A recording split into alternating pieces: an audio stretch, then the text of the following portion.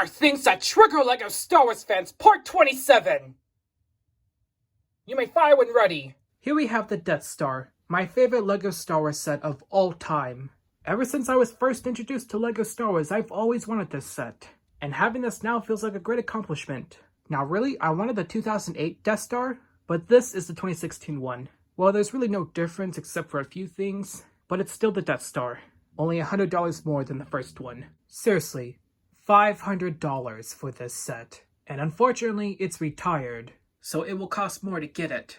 It's just a really huge set, and it took me 3 days to build it. But hey, it has a lot of play features, and a lot of minifigures. Let's take a look at them. The one minifigure that really stands out is Grand Moff Tarkin. To this day, this minifigure is exclusive just to the Death Star. Honestly, for a minifigure, he should have had dual-molded legs. Well, he didn't really wear boots a lot all the time because, they were uncomfortable, I guess. That's a behind-the-scenes fact. I like that we have a lot of Imperial minifigures. We get 2 Sith Lords, an Imperial officer, I forgot what these guys are, but their helmets look oversized, 2 guards who just stand there and do nothing, a bunch of droids, and stormtroopers. 2 stormtroopers doesn't feel like a lot. Honestly, this guy has the most pointless job in the Death Star because he has nothing to pilot in the Death Star. Unless you want to drive it, but that sounds difficult on its own. Just look what happened to Gary. And honestly, I feel really bad for these guys. It's gotta be one of the worst jobs on the Death Star. I really like this astromech droid, but it should have been R2-Q5, or Evil R2. This came in the first Death Star, and I have it somehow in my collection. LEGO really needs to make Evil R2 again, because he was really fun to play with in the video games. Also, the printing is starting to scratch up now, if you can look very carefully right there. Oh, that's unfortunate. Now let's move on to our heroes. Yay, another Farm Boy Luke. Just what I wanted. Well, that was before the Farm Boy Luke minifigure became too excessive. Well, at least we have Jedi Luke, as well as him in his Stormtrooper disguise.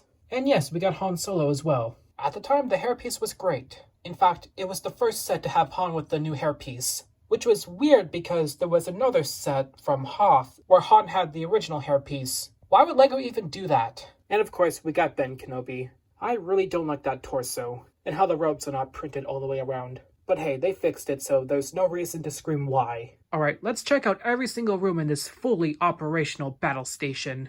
I guess let's cover this iconic scene right here. Basically, you push this button right here and it just closes, although somehow this one won't close at all. There's literally trash blocking it. Oh, and there's a basement, but that doesn't really matter. Here's the tractor beam, which all you have to do is this. This is one of the larger rooms, where you can recreate this iconic swing. Well, you gotta use your imagination, I guess, and, well, it looked easier on the box. Well, this is boring. This elevator thing really bothers me. So basically, you have to make this go up, and somehow it's not going up for some reason. Why? Oh, there it goes.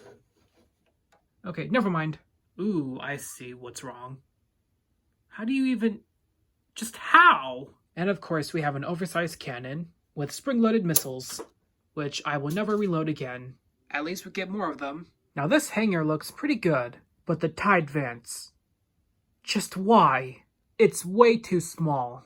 Vader can barely fit inside, and how can he see when that piece is in the way? But hey, at least he can swing it around. Just like that. Here's the main weapon. But what always bothered me is how the lasers don't really line up. Isn't that what the Death Star is supposed to do? It's just so weird. Also, these pop off really easily. And it's really dusty. To the point where the dust does not come off.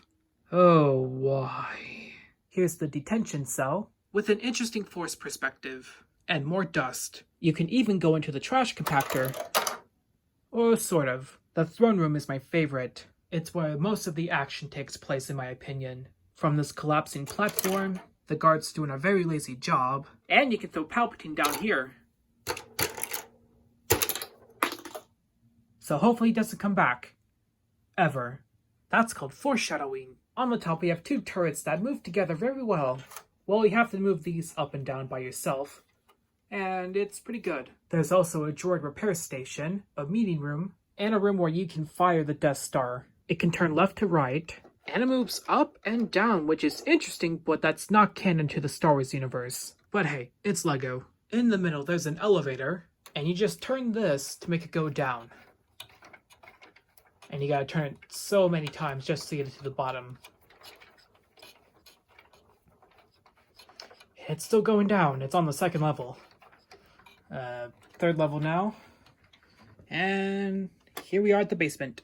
That took a very long time. And it's also difficult to get minifigures on there. While not perfect, the Death Star remains very innovative, and it's a fine addition to my collection. Yes, that was the General Grievous quote. It's a set that I've always wanted, and I'm glad to have it, even if it does collect a lot of dust. I just hope next time LEGO gives this set more panels. I get this is a play set, but I will admit the lack of panels makes this set feel very incomplete. Like if the Death Star was still under construction. Hopefully they do something like the LEGO Ideas Globe, or make another Death Star too. That set is extremely valuable. And just imagine if LEGO makes it again. In fact, I hope it happens. But it feels very unlikely, and this will likely be re-released back in maybe 4 or 5 years, and it will cost $600. I don't know how it works, but that just seems to be the thing now.